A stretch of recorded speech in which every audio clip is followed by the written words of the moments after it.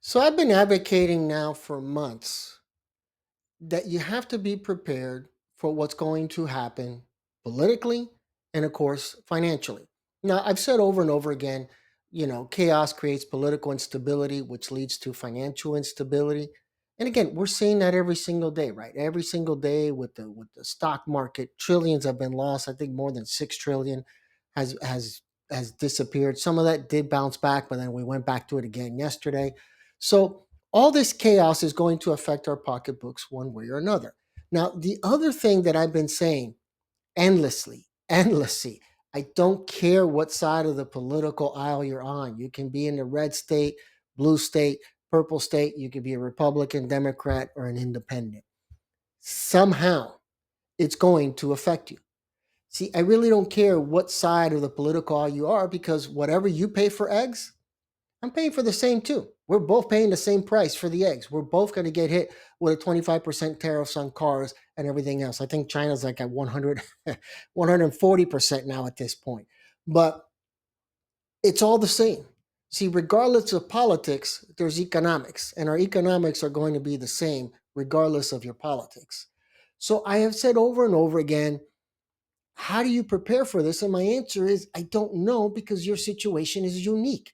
I've said in other blog posts before and videos that this is not like, get stock advice and say this is a stock you have to focus on. I'm saying the complete opposite, that this is unique to you. So what works for you may not work for me and vice versa. So I'll give you a quick example on how, as of this morning, those in North Carolina could get thousands of dollars into debt, and there's nothing they can do about it. And that's why you have to analyze your situation and say, what could possibly go wrong? Murphy's Law back there. What could possibly go wrong? And how can I possibly prepare for this? So let's talk about me and hurricanes for a second. Hurricane Helene. Oh man, I'm sick of these damn hurricanes. Totaled my wife's car. It also should have totaled my camper, but the insurance company screwed up. I have said before, I'm glad because I already spent money out of pocket for a down payment on the car. And then I would have to do again the same thing for a camper. And I just was not in the mood. And again, I also didn't want to get into more debt, knowing that this probably would happen where we would hit a recession. Excuse me. So I've said before that I was going to buy an RV topper. I changed my mind. That's about $9,000. With the tariffs, it's $12,000. So about an $80 cover. Let that go as far as it can, and then I'll worry about it then. I don't want to get into more debt. But I got into more debt because of Hurricane Helene. Again, one car was totaled, money out of pocket as a down payment, etc. But that's just a car and a camper. There were other damages too. I had to get trees knocked down. That was $1,000. The well had to be fixed, etc.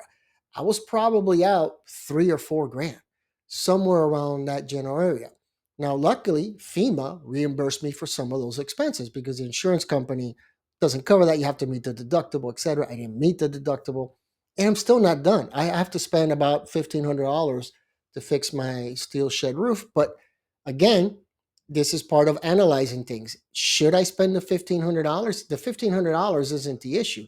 The issue is we want to relocate. We just don't know if we should relocate right now.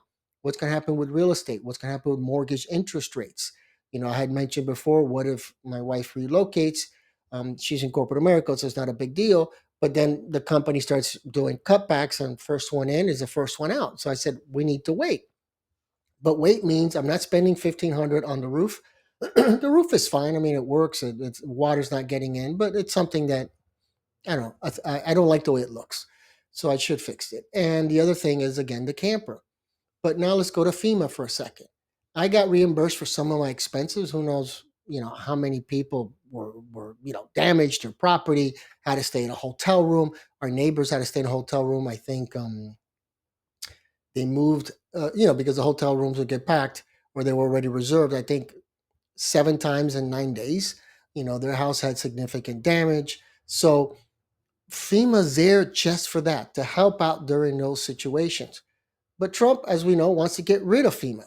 So now in North Carolina, the governor asked for an extension for people that file, for the residents can file FEMA claims. The Trump administration said no, there's no extension. So now let's pretend I live in North Carolina and I'm out $4,000 and I'm hoping I can apply to FEMA. Why I have it could be 100 valid reasons, like they don't have a home and there's other things to worry about right now. But that extension isn't going to come through. Now, we're just a couple of months away from hurricane season. What if a hurricane does damage to my house again or to my car? And then I have to knock down another tree. Is FEMA going to help me? No. Pretty much all those claims are going to be denied, which leaves, if there's anything available to the state has limited resources. So state might give you something, but they will not. But you know who's going to give you something? A major screw job? The insurance company. Because the home insurance, which is already a disaster in Florida to begin with, I think we're the highest now in the country. The home insurance companies are going to say, wait a minute, there's no way to offset this with FEMA. And now people are probably going to be including additional claims, whether it's personal property or whatever. This is going to have to increase the premiums. So your home insurance now is likely to go up, and that would apply to all of us because of FEMA. But in North Carolina, you see the issue right there. Trump administration says, no, you're not getting an extension. Eventually, FEMA might disappear. And now what do you do? If I had gotten let's say the number is $4,000. How fast can I pay that off in 1 year? So let's say I can put another $350 a month into my credit card to pay all that off in a year, right? What have I been saying all this time along? If everything else gets more expensive, we're going to get into more debt. If you bought a card trying to avoid the tariffs, let's say that added an extra couple $100. Well, if I have to pay $350 to pay off this debt from the hurricane, and now I've added another 200, I'm already at $550 more per month. What if student loans come in and they say you have to pay whatever? Let's just go up to 200. Now we're at 750, right? What about inflation? What about eggs haven't gone down in prices, have they? Nothing's going to go down. So supposedly these tariffs are going to average out to be anywhere. I've seen estimates anywhere from $3,000 to $4,000. Let's just say it's $300 more per month per household. I'm already at $1,000 more per month, just like that. Where am I going to earn $1,000 more per month? Do I have to get a side hustle? How do I cut $1,000 a month out of my budget? I don't think anybody can really. I mean, where is the luxury of $1,000 a month? You say I could cut that out and I'll break even. You're not. And so that's the problem.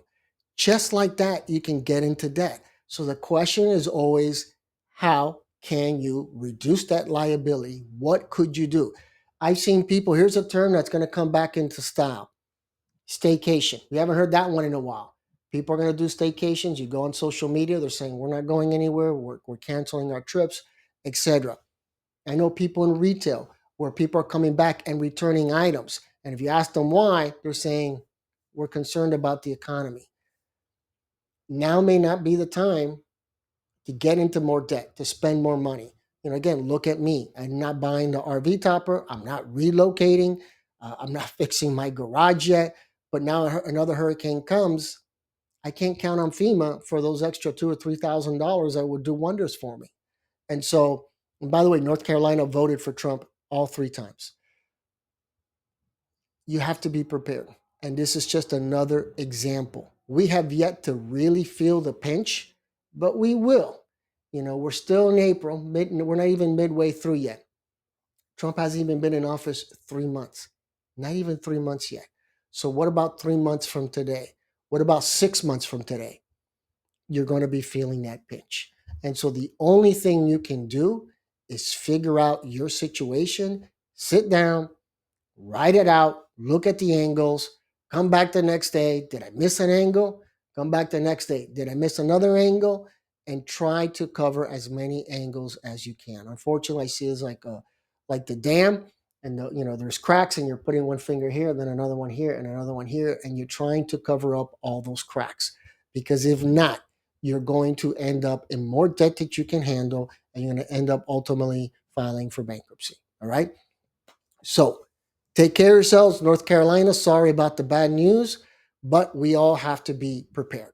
All right. Take care of yourselves. It's the weekend. Hopefully, I'll put out another video tomorrow. In the meantime, have fun.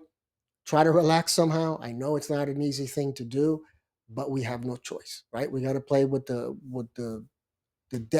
cards that were dealt to us. All right, everybody, take care.